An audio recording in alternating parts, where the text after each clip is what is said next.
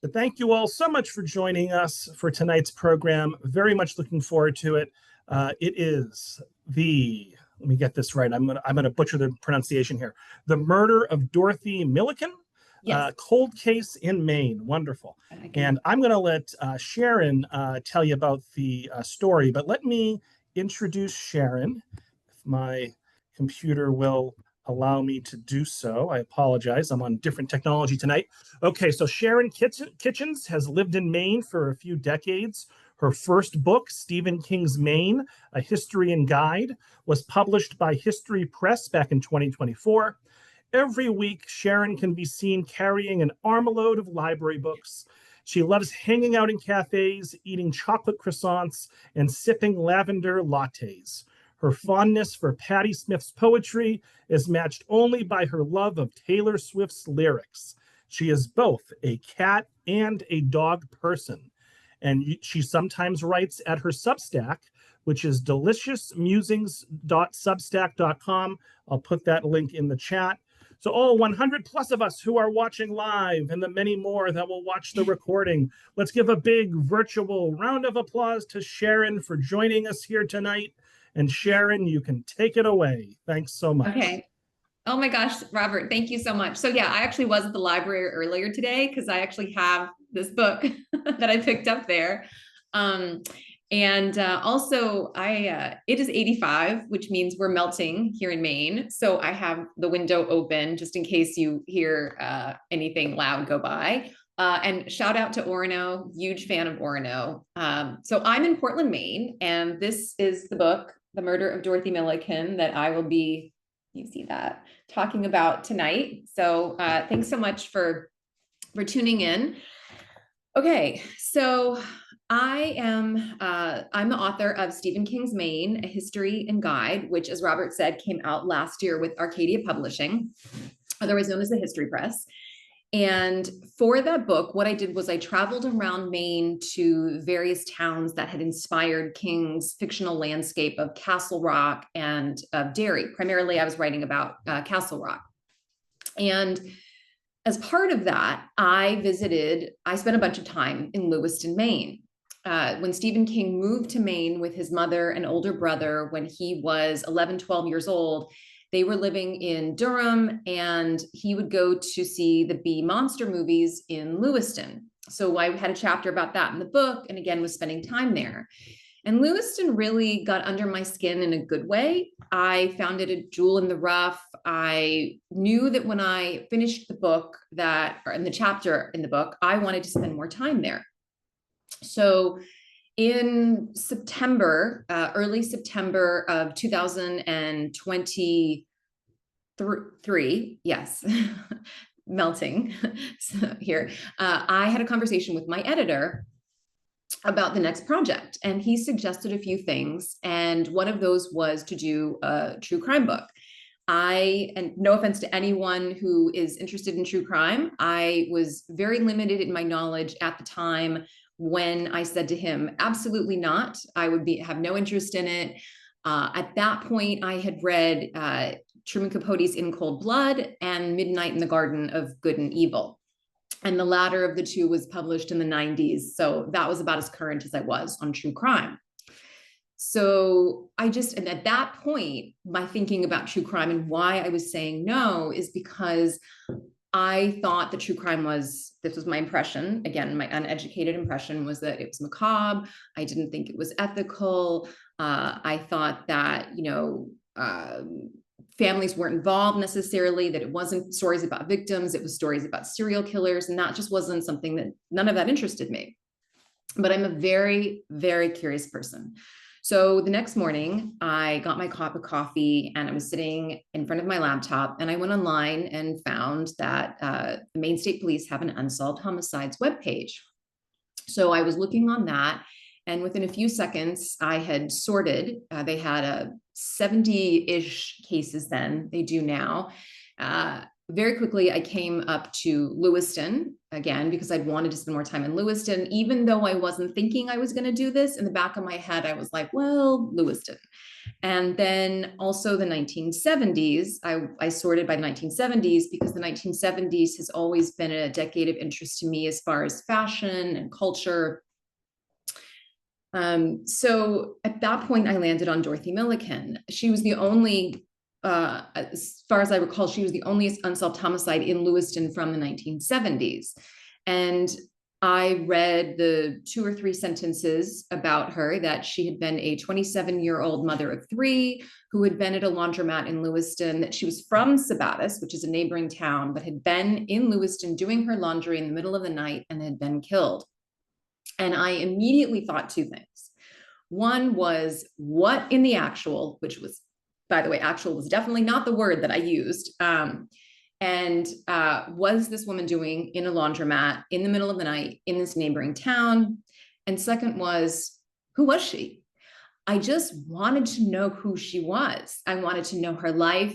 It's hard for me to explain the spark that happened when I saw her name, but that was what happened.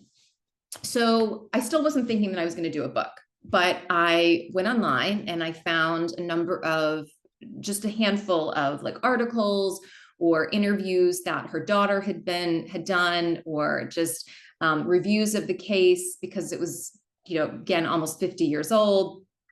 And they really kind of all said the same thing, which I'd already read on the Maine Unsolved Homicide site, but they didn't give me any more real insight into who she was. It was the same thing. She'd left her home late at night. She'd gone to the neighboring town, yada, yada, yada.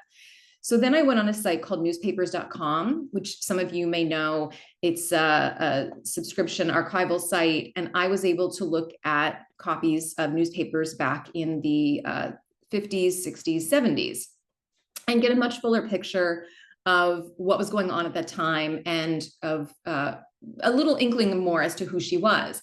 Because back especially in the 60s, even, the newspaper would print, if somebody was having a neighborhood barbecue, they would print that. They would print who was attending. If you were a bridesmaid in a wedding, that was in the paper. Divorces, if you were pulled over for drunk driving, it was all there. And so the next thing I knew, so I keep these spiral bound notebooks, and the next thing I knew, I swear I had like 100 different questions about this whole situation. And at that point I thought, okay, I'm definitely interested in this, but I absolutely am sure I'm not going to do a book, was what I was thinking. So I had talked to a couple of contacts who are former law enforcement. One actually had been a homicide detective for a number of years. And they both separately said to me, you should do this book, which shocked me, but they did. They said, you should do it because you could bring attention to the case. And I would never have expected that. But when they told me that, I thought, okay, I felt that an obligation that if I could ever help someone else, this was, by the way, with zero ego, full well knowing that I have no law enforcement training, no investigative training beyond just the research and the stories that I work on. But I thought, if I could help, if the detective in charge, if the family wanted me to, then I would see what I could do. And so ultimately, I did meet the detective who has had the case for the last 12 years. And he said again, thought, yes, it would be a good idea for me to do this, that I could bring attention to the case. The next step was meeting Tanya, Dorothy's daughter. And when I walked into the state police barracks in Gray, Maine, all I can say is that I just immediately thought Tanya was a badass, and I can pay someone no higher compliment.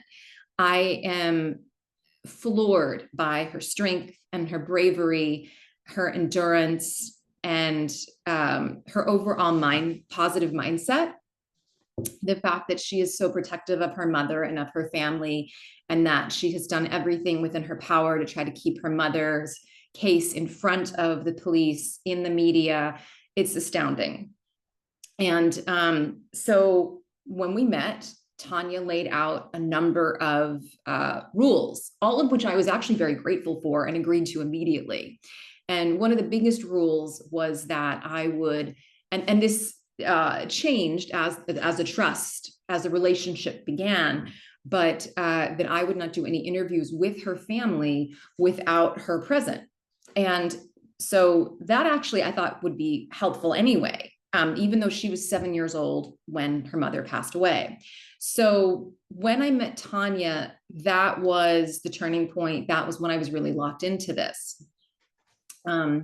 So who was Dorothy Milliken? She was, yes, a 27-year-old mother of 3 from Sabattus, Maine. She was also someone who who loved to make people laugh. She was one of a group of very close-knit friends, of 5 close-knit girlfriends throughout school. And she was the only one of them that could change a tire.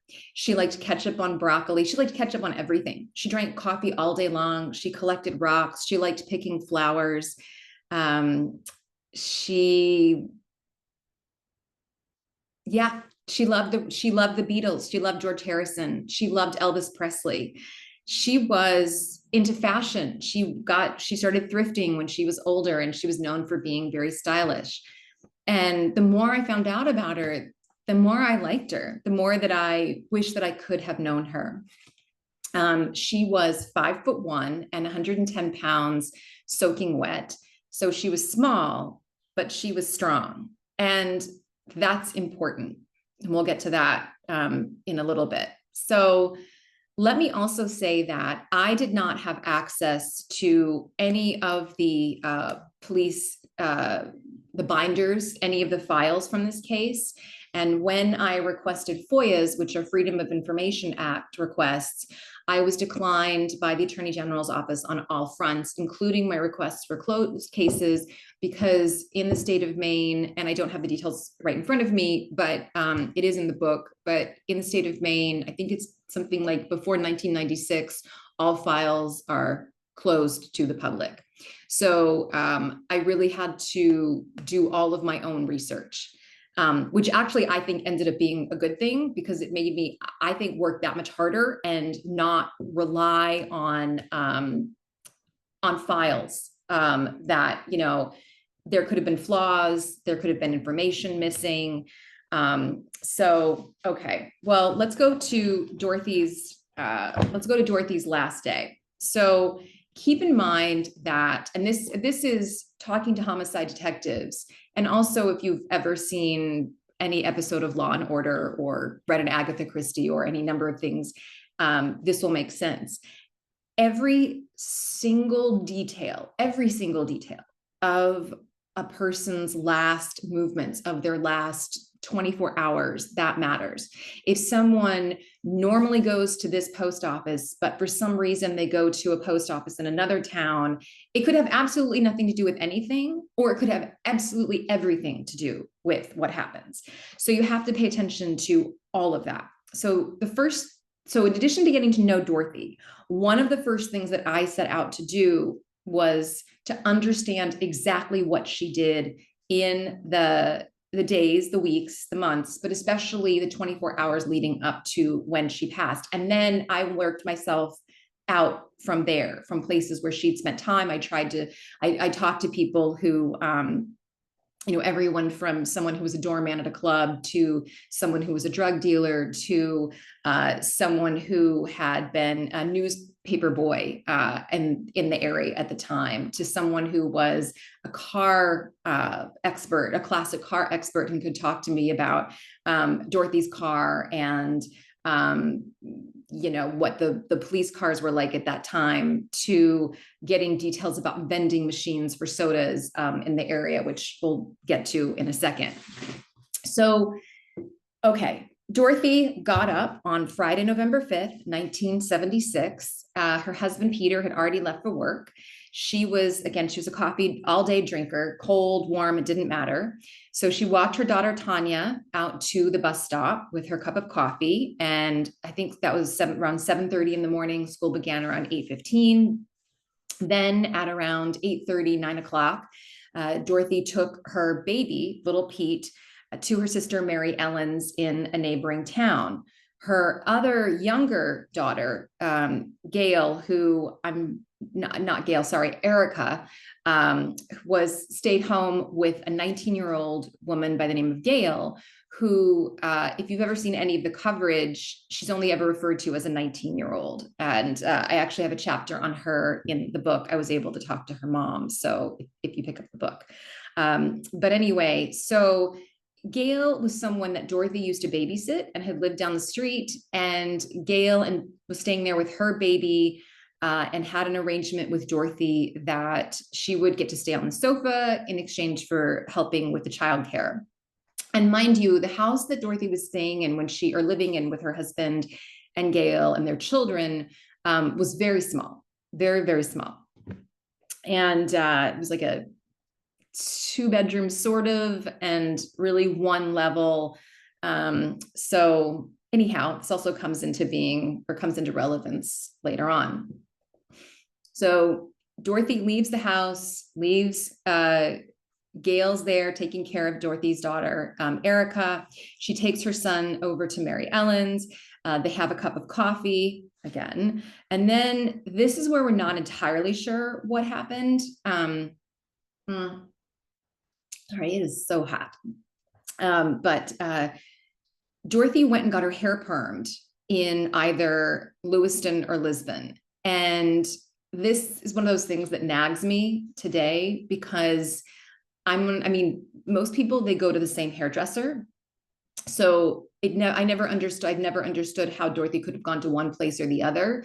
But in talking to her sisters, that's what they say. And they say she got her hair done on a regular basis, and that was totally normal. And they didn't see anything to that. At some point, she also saw 1 or 2 friends, probably briefly. She was collecting money on behalf of her sister, who they'd held like one of those at-home fashion shows. And she actually had that money on her. It was in her pocketbook, which was inside the laundromat that night. And just so you know, it amounted to what would be several $100s today, and it was still there. Okay, so she's gotten her hair done. She's done all this. Then she goes and she picks up Tanya at school and takes her to her sister's house. And again, here's a question of why did she do that? Because her sister, and again, none of this may mean anything, but I'm just pointing these things out because, again, any single thing that's different. So Tanya, again, 7 years old, had gotten had gotten on the bus by herself before from school. She'd gone to her grandparents' house. So for some reason, though, Dorothy picked her up and from school early, took her to her sister's house. More coffee was drunk. Tanya asked to stay overnight. Dorothy said fine, because Tanya was really close with her cousin. And this was the last time that Mary Ellen saw her sister. From there, Dorothy took little Pete, who was just a few months old, over to Central Maine General Hospital in Lewiston because he had an appointment. He had a small procedure scheduled for the next week. She was very upset when Peter did not show up. And from there at around 3:30, she went to what's known as the farm, which is where she'd grown up. And that's in Sabattus. And that's where her parents still lived. And so she was there. And then Peter showed up with a friend of his. They had been drinking, is what I was told. And they got into an argument. It did not get physical, Dorothy and Peter, but there were raised voices. Then at some point, Peter left with his friend, and they, I've been told, continued drinking. Meanwhile, Dorothy went home. She changed clothes, also totally normal for her to change clothes more than once in a day. She'd been running around. So she put on a pair of jeans, her beloved Dr. Scholl's, and a little white top, crop top, white top. And then she had a jacket with her. It was an unseasonably warm day that day, by the way. Like the neighbor was outside in a t-shirt or something doing yard work. And so then when Peter came home, that was at around 7:30, 8 o'clock at night. they had a couple friends come over for what Gail has described through other persons, because Gail, by the way, has not been seen or heard from in years. She left Maine and her movements were followed to a point, but anyway, so that's a whole nother story. So friends dropped by. Peter said they stayed for dinner, but according to Gail, they were only there for a few minutes. And based on who they were, Dorothy's family and friends believe probably that they were only there for a few minutes, that that's what the relationship was. Dorothy and Peter got into another argument. It was more heated than it had even been at the farm that afternoon. Things were said, and threats were made by Peter, and according to Gail, and then they made up, and then according to Peter, he went to bed and had no idea that Dorothy had left the house or that she'd gone to the laundromat. Dorothy left, that she put several bundles of laundry in her car, which had been seen. So we do know that there were bundles of laundry at the house. It was sort of like a outhouse, not really outhouse, but kind of a shed area attached to the house. And that's where they'd been.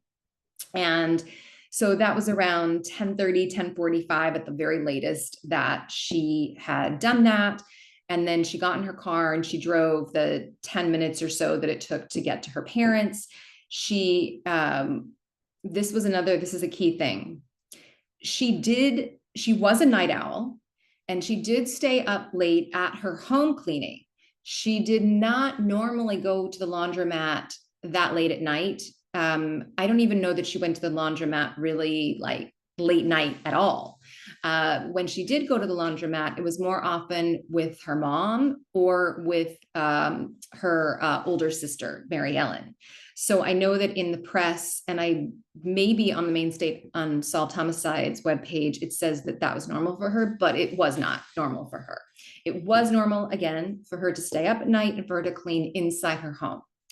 But I think, so one of the things is when she went to her parents' house and she asked if her mom could accompany her, that right there told me that, and also other investigating that I did do, that she was almost definitely not having an affair. I found no evidence whatsoever to suggest that.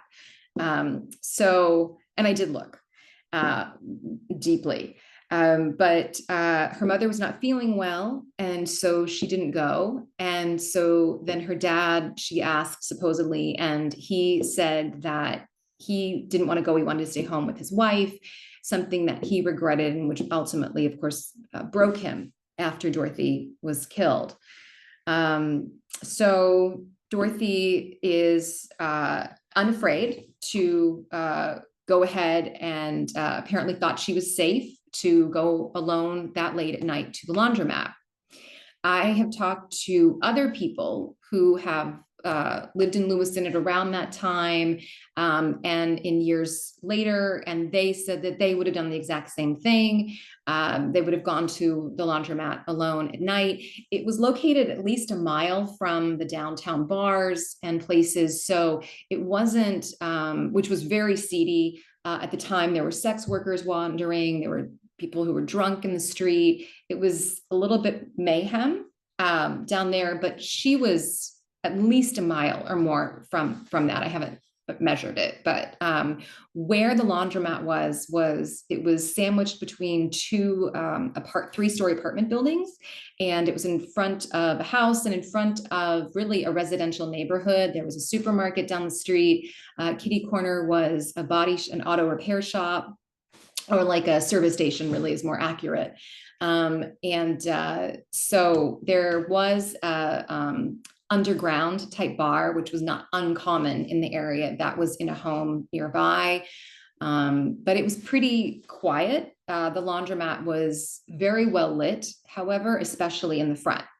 So Dorothy leaves the farm. She drives back not lit roads, 2-lane roads, and she arrives at the laundromat at around 11:45. And again, I think the police and newspaper reports had estimated her arriving there earlier at around 11. But based on interviews with the family, I believe, and they believe, it was 11:45. It could even have been as late as midnight. It was a 24-hour laundromat, coin operated. There was no attendant at night. And that was known. So she would have known that she was going to this place and probably would have been the only person there. It is believed by family, and based on everything that I have heard from family and friends, I believe as well that she went to the laundromat because she needed a quiet place alone to think. She was very, very stressed out about everything from what was going on with her baby to bills that they had, to her relationship with Peter. And again, she just needed quiet. She needed a place to just to think. So she's there, she's doing her laundry. She had finished the washing. She had mostly finished the drying, and she was in the process of folding the clothes. And that is when she went outside, either because she saw someone she knew, or it was a stranger, or because she was chased outside because someone had come in. And she was killed in the parking lot. And her time of death was estimated as early morning. She around 3 a.m. is what I think, the 2:30, I think probably it was closer to 3, but the medical examiner just said the early morning hours.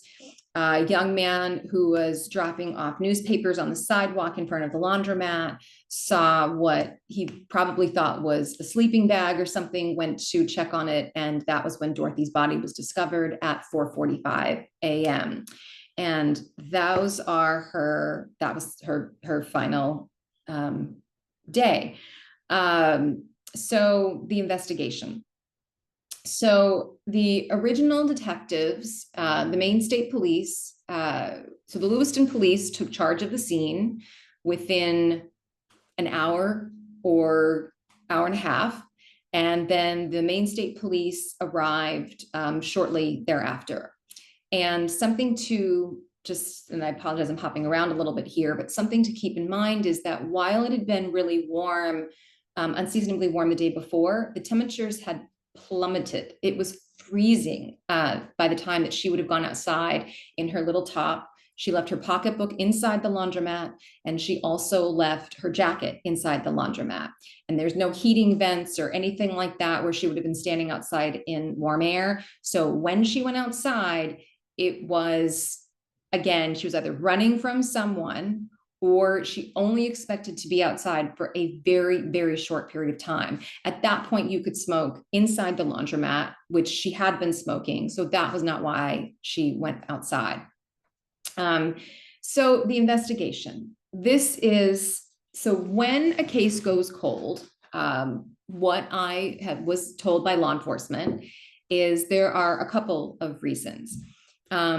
But the number one biggest reason is tunnel vision. That a detective gets into his or her mind an idea of who did it, of what happened, and they don't look anywhere in the peripheral, up or down. And that is absolutely what happened with Dorothy's case. And I say that because I spoke with a detective who was on that scene from the Maine State Police. And when I interviewed him once, he wouldn't talk to me again after that. But when I talked to him, he told me exactly who he thought had done it. And he had thought that that person had done it from the very beginning. And he challenged me or anyone else to think otherwise. And that was it. And the second reason that police have told me that cases go cold is because of arrogance. And that it's because, and, obviously, I mean, these are specific cases. There are many, many law enforcement who They would, do a thorough job, not make assumptions. There would be no arrogance. So this is just what happens in some cases, primary reasons why they go cold. And it is what happened with Dorothy's investigation, where I will say that it's my finding that literally almost every single thing that could go wrong with an investigation went wrong with her investigation. So what happens when a detective is arrogant is, for example, the Maine State Police and the Lewiston Police had a very poor relationship. The Lewiston Police felt, as did some other local departments, that the Maine State Police bigfooted, because Maine State Police had they had a priority with homicides. So in the state of Maine, the Maine State Police have jurisdiction, with the exception of Bangor and of Portland, for all homicides. So it could have been that even if the Lewiston Police found some evidence, it's possible that the Maine State Police detectives were, willing to not listen to that, let's just say, in theory. But what happened is, by the time the Maine State Police had arrived, there had been the scene had been completely contaminated. So Lewiston Police were not trained at that point with scene control. They weren't used to dealing with stranger on stranger homicides. That was something that had started in the 70s. It was very rare. What happened with Dorothy, and there was another homicide that was similar in town that weekend, which I'll get to in just a minute, was very, very, very rare. DNA, 3 letters in the alphabet, that had years to come. So there were certain things that they couldn't have known about, but there were other things like letting the press onto the scene, letting them walk around in the parking lot. Higher ups from downtown were walking on the scene. So it was a mess. And that I've been told by someone who was with the Maine State Police who was on the scene. And I've also been told by other police who are aware through other police about what happened on the scene. Additionally, the only place that was treated as a crime scene, which means the only place that they collected any evidence, was the parking lot. They did not consider the interior of the laundromat, I've been told, as a crime scene, nor did they consider her car as a crime scene. So just something else. According to Tanya, when Dorothy went to the laundromat, they always parked on the side. She parked on the front, in the front here, which could have just been because she'd gone there very late at night and that was well lit. So I don't really take much to that. But they did not treat the inside of the laundromat as a crime scene. And I think that was a huge, huge error. And keep in mind that obviously real life is not like CSI, and there is only so much that any team can cover. But I absolutely believe that crucial evidence was bypassed because they did not consider the interior as a crime scene. So that was sort of where things started. Now, okay, let's move over to the other homicide and what then proceeds to happen. So there was a man by the name of Robert Shorty McBride. He was from Springville, Maine.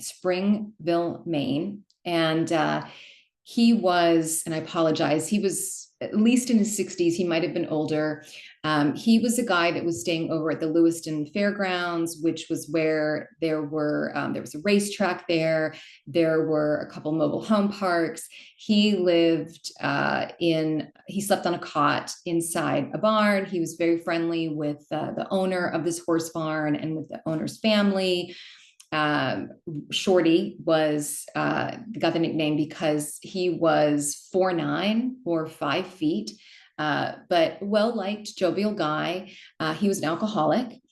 It was normal for him that when he would get his paycheck or any check, that he would go out drinking, flash his money around. He had been, quote, rolled by more than once, which means he'd been robbed, but no one had ever and beaten him up. I mean, he was harmless, even if he was stone cold sober, but especially if he was drunk. So he was found passed out. Well, he was presumably passed out according to the alcohol content level that the medical examiner found in his cot. I don't know if he was face down, but he had been killed, beaten with a 2x4 that was found outside the barn. And he had been robbed for, I think off the top of my head, it was for around $70. And so he was found sometime around probably 7:30 a.m. at the latest. And the Maine State Police and the Lewiston Police were on site there within a few hours. I'm not sure. The Maine State Police spent several hours at Dorothy's crime scene, so I'm not entirely sure when they went over, but Lewiston Police were on the scene there earlier. So then what happens is the Maine State Police, and by the Maine State Police, I mean, it could have been higher ups, it could be the detectives on the scene. There was a decision that Dorothy's case was an open and shut case. At that time, they believed, and I am in no way, shape, form, anything saying that he did it. Absolutely not. But they decided that they thought it was the husband. And so that was what they decided. Again, in no way, shape, or form am I saying that Peter's remotely responsible for what happened, but that was what they decided. It was open and shut. They were going to get him. So let's go to this other crime scene, which is a real whodunit. Well, it turns out that they could not have been more wrong. It turns out that a couple of young men had given Daniel Farrington and Scott Snow, they were 1920 maybe, 2021. They had given Shorty a ride to some place where he could cash his check. And then they were through various police interviews because it was really easy to track his movements. People knew Shorty. One of the Lewiston police that arrived at the barn knew Shorty. They knew what he was like, that he went out, that he showed his money. So they were able to track down these two young men pretty quickly. They said Farrington's family was able to get him a deal. Snow did not have a family that could support him in that way. And Farrington ultimately ended pointing the finger and turning over testimony, which is what the court relied on. I'm oversimplifying this, but I'll give you a couple of important details in a second. But basically, in 1977, Snow was convicted for Shorty McBride's death, and he was given life sentence, which was later drastically reduced. And again, this was all on Farrington's testimony. It's my understanding that there was nothing else that could actually tie him to that scene. And basically what had happened is that Snow and Farrington had been out, they'd been doing drugs, they'd been drinking, and that again, Snow wanted some money. Neither of these young men had any violent run-ins with the police. There had been a couple trespassing type charges on Snow's. Farrington had like drinking and driving, excessive noise complaints, stuff like that.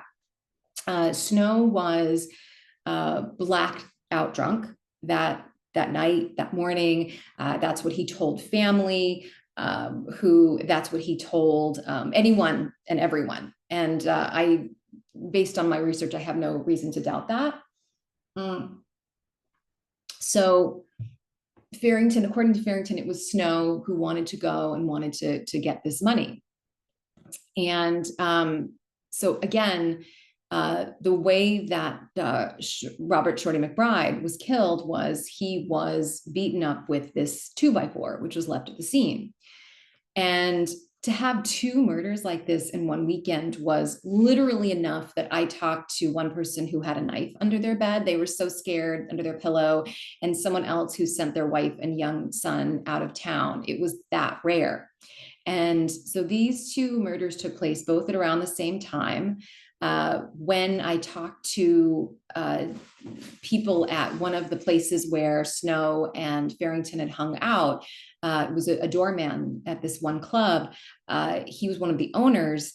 And according to him, the police never came to that club. And he said he would have absolutely known, because they would have known, because he was one of the owners, and and so it's possible that the police didn't even really look at where Snow and Barrington had checked, where they had been that night. And so when they would have left this one club where I'd interviewed the doorman, they had then to drive through town, and they were taking a friend home out of town. They would have passed the laundromat, and they would have passed the fairgrounds. And I asked more than a couple of different people about what route they probably would have taken. And again, I'm not saying that they're guilty in any way, shape, or form either. I'm just trying to put together a full picture of, what was going on that night. And so, but they would have almost definitely driven by the laundromat and seen it lit up. And then they, again, went by the fairgrounds, went out of town, came back into town. We know they went to the fairgrounds because Robert Shorty McBride was killed by Snow. And then it's a question mark of, could they have gone to the laundromat because Snow knew that he had blood on his hands? That's in court testimony that I was able to find, to go and wash it off. Did something happen from there? If Dorothy was confronted by someone, it doesn't matter who they were. It doesn't matter how big they were. She wasn't the kind of person that was going to back down. But again, maybe they never even went there. So it's just one more possibility. But what is interesting about all of that, and I should also say, I never found any sort of inkling of any kind of a conspiracy anywhere remotely near any of this. I think it was just poor choices, police being overwhelmed. It was just really, really bad luck for this investigation. But what happened, and I stress no conspiracy, but literally what happened was just within a few hours in 1976, with no video cameras, no way to track, no DNA, nothing like that. There was someone, I believe it was from the Attorney General or the District Attorney's Office, who was the spokesperson who was talking to the press and said, there is no connection between these two cases. And there's absolutely no way they could possibly have done that. There's no way, absolutely no way they could be sure. But the reason that they were saying that is because Robert Shorty McBride had been robbed and Dorothy had not. And they hadn't even polygraphed. They hadn't even arrested or taken in or talked to Snow at that point. So that was what they were basically going off of, is my understanding, again, from people that I've talked to, and from assumptions that I have then made from the research. So the other thing to keep in mind, so that whole connection is a big part of the book, and a big part of what was not part of the police investigation. And that is something that I do spend time on in the book, and so the other thing that I bring into light, or if however you want to describe it and include in the book, is that there was a young police officer, Lewiston police officer, who was working on his car at the service station, Healy service station, which was across and kitty corner. And at that time, you could see from two of the bays at Healy's over to the laundromat. There was a Healy, and I want to say his name was Bill Healy, but he was a bit of a legend in Lewiston, supposed to be a really good guy. He coached, was involved with some different youth sports leagues, and just really respected. His family still is. And he happened to be friendly with a number of Lewiston police officers and allowed some of them to work on their cars there after hours. So it wasn't unusual that this gentleman, Ken Gilman, was working on his car there. But what is questionable, I think, is that he was working on his car there, and he would have left the garage after the point where Dorothy presumably would have been killed, or at around that time. And he has said he didn't see anything, but keep in mind that just, 3.5, 4 years earlier, he had been the last person to see a young woman who he had been dating, possibly engaged, to see her before she was killed. And so that was, and I talked to Linton Abbott with the Maine State Police, former Maine State Police, who was a legend in the police. And he'd actually been the one to clear Gilman for the first murder. And Linton was just a treasure to Tanya and I. He really was able to inform us so much about the people who were working, the detectives, about how investigations were run. I did talk to other former Maine State Police, but he was really incredible. I also, by the way, interviewed the former medical examiner and people at the Maine State Crime Lab, just to get a better idea of what forensics, how that would have worked, how the medical examiner would have worked. And if you do read the book, by the way, I really wish that I could have known Dr. Henry Ryan, who was the medical examiner for in the 70s and 80s. And he was supposed to be an absolute professional and just quite a character. He smoked a cigar or a pipe on crime scenes, during during autopsies, and he quoted Shakespeare. So just, I guess, a couple of things to think about. I was saying earlier that DNA was not known about at that time. So one of the things to keep in mind is that when evidence was collected, they weren't necessarily wearing gloves. So it is, I believe, as of the 90s, there's a comment by someone from law enforcement that there is no usable DNA from or forensics from Dorothy's case.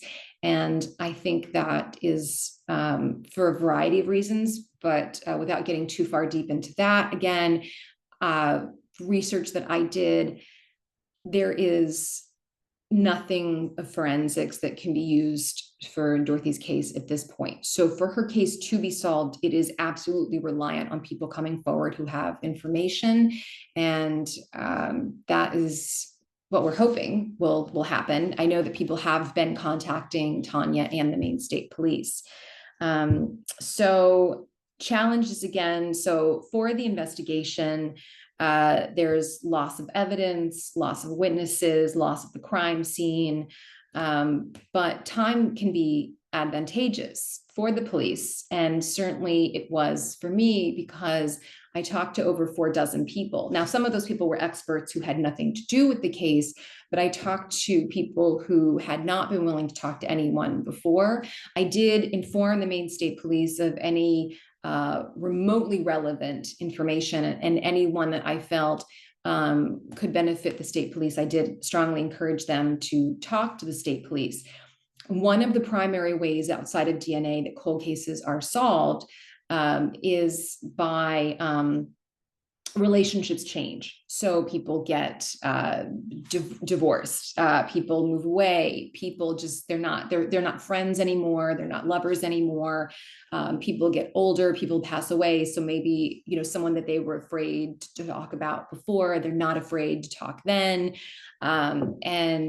So there were really so many people that were absolutely incredible that would talk to me and who would even put me in touch with other people. One of the unfortunate things that I found out is that the state police, the detective who has had the case for the past 12 years, had not spoken to a single person that I spoke to from the family, of her friends, of people that had known her outside of that. He's never spoken to her husband from Peter, who I did. I spoke with him, I met with him, had a number of conversations. And when I pressed the Maine State Police about why there was no interviewing going on, I was told it was because they don't re-interview people. And when I pushed on that, they then told me that they had no comment. So I don't know really what to make of that. My impression is that they are not and have not worked her case in a very long time. So that was really disappointing. So ethical decisions. I tried to respect any and all of the boundaries that Tanya initially set down. She had access to the files. They'd made an exception for her back in the 90s. And Tanya and I agreed that I would not ask her any questions about about what she saw, and she would not say anything to me. And again, I really do think this actually benefited the research that I found, because it made me dig that much deeper. I also decided I would absolutely not feel comfortable talking to anyone who was mentally, potentially incapacitated, even if they would have told me, revealed things. I just didn't feel that that was ethical. So I want to just also give one more little tidbit that Tanya, I always tell this to people, but this is like kind of what I think is involved in these kinds of citizen investigations, cold cases, whatever they would be, is I'm a big fan of Michael Connolly. I don't know if anyone else is out there, but I'm a huge Harry Bosch fan, and Everybody Counts or No One Counts, and Knock on Doors. And I just always loved that knock on doors bit, which anyway, for people who watch Harry Bosch or read the books, they'll know what that means. But I just like leaving no stone unturned. And so when I had spoken to the detective who'd been on the scene, and I just think this is, I don't know, interesting. But again, Tanya would just be rolling her eyes if she was here right now. Like, I can't believe you're bringing this up again. But when I spoke to the detective who'd been on the scene back in '76, and he told me a number of things about it. And one of the things that he mentioned that I just happened to write down was that she had been drinking a Pepsi, and that she had been smoking cigarettes. And I mentioned the brand. And so I later asked her sisters if, what kind of cigarettes she smoked. And it turns out that only one of her sisters knew that she smoked this brand. And so at first I thought, oh my gosh, we're onto something. She's smoking these cigarettes she doesn't normally buy. But no, that wasn't something, but the Pepsi can. So I now don't know if it was a Pepsi can or if it was a Coca-Cola can. And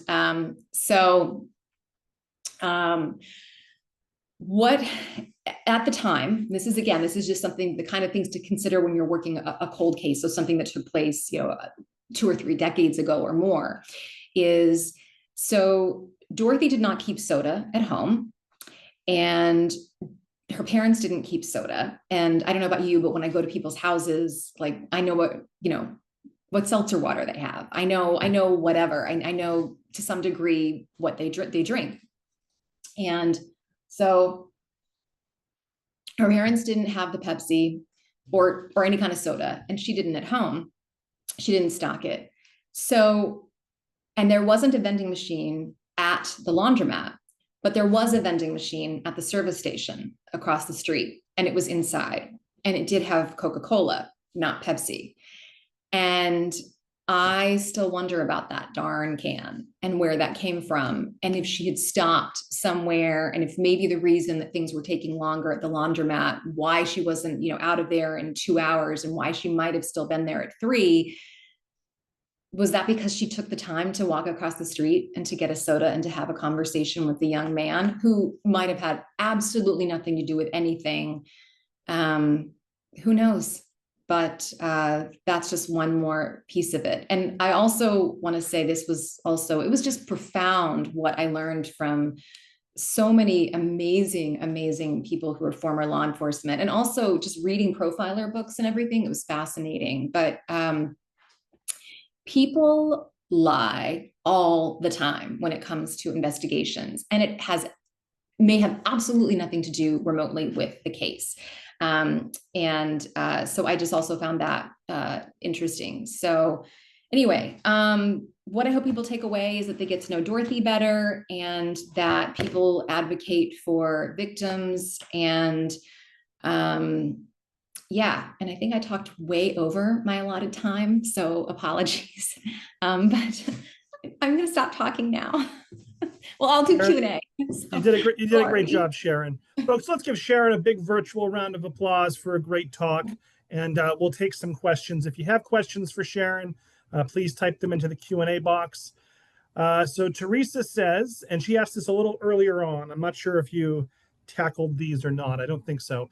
Teresa asks, did her husband ever remarry? Who took care of the children after her passing?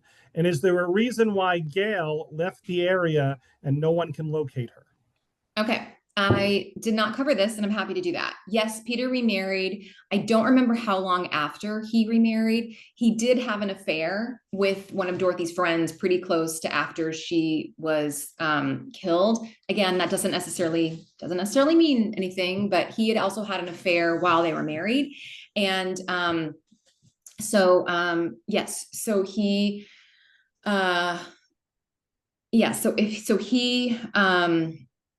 he got remarried, and he's been married to that woman for decades. And Gail, yes, that is interesting. So Gail, by all accounts, fled the area within a couple of days.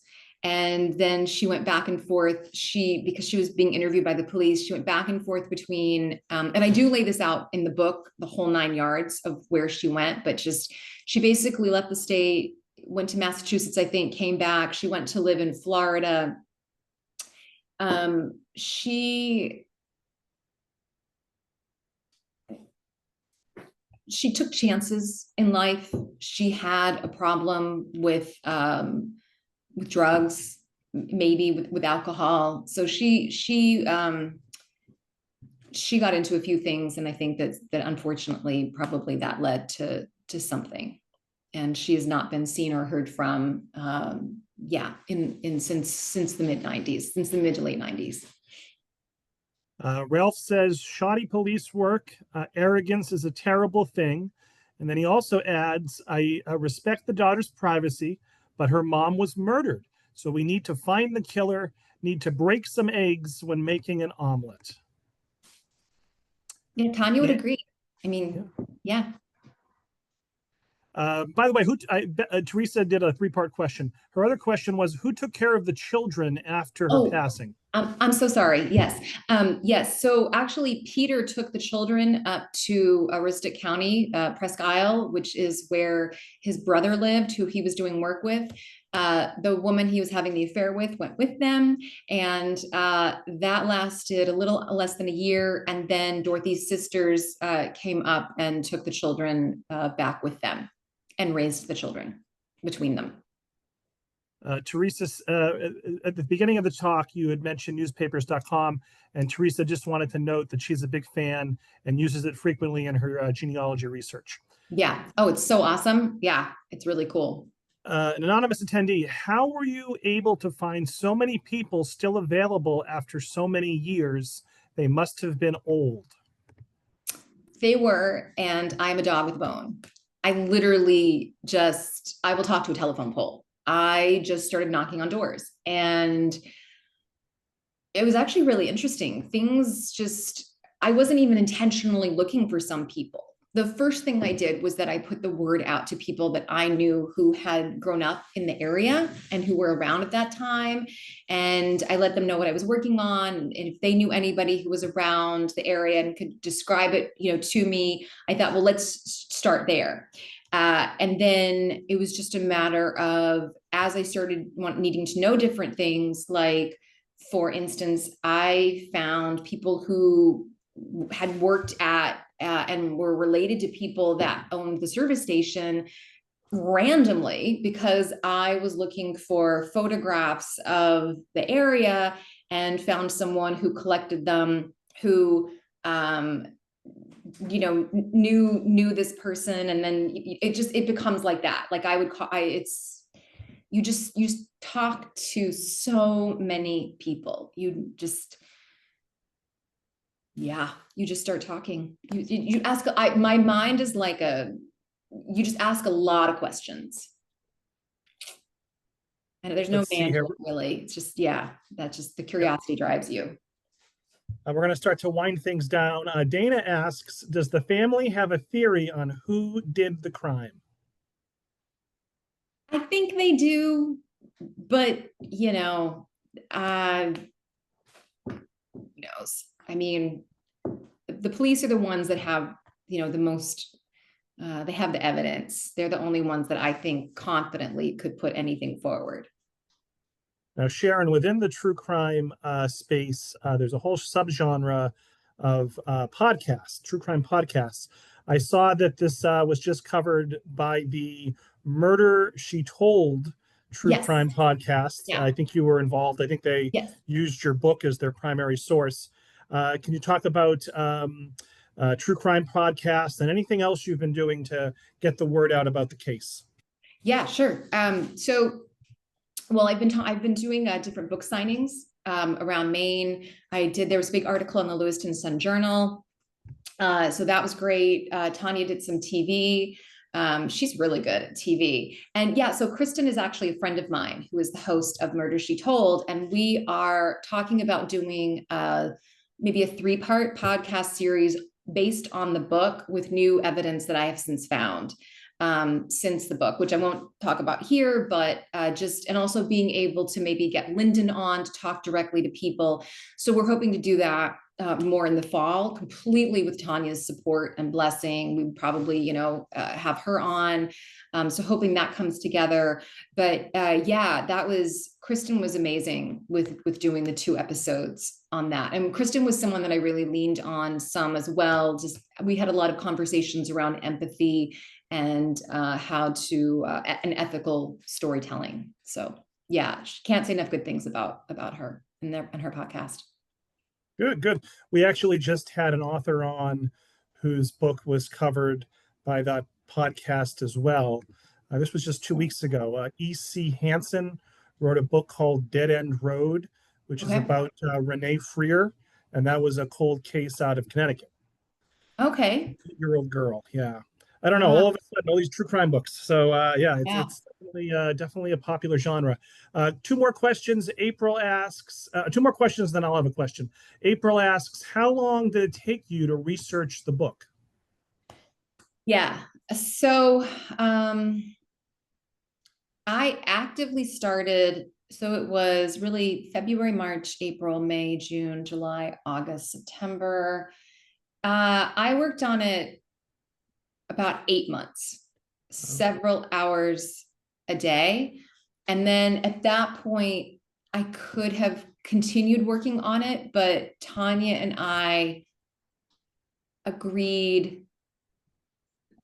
We felt like we wanted the book to come out because we wanted to try to motivate leads because people were getting older because of all that. And we felt like I'd been pretty thorough. So, because I say this because I know that people can work on these things for years. But I just don't know what more I would have found. It's only because the book has come out and because of the press, that is why we've gotten more information. So Deb asks, do you think there'll ever be another true crime investigation? I'm sorry. No, I misunderstood this. And maybe this segues into the next question I was going to ask. But Deb asks, do you think you'll ever do another true crime book? Investigate another true crime story? No. I won't. I want to do the mini podcast series about Dorothy, but I don't think that I will. And I have been approached by 2 different families, but it is, I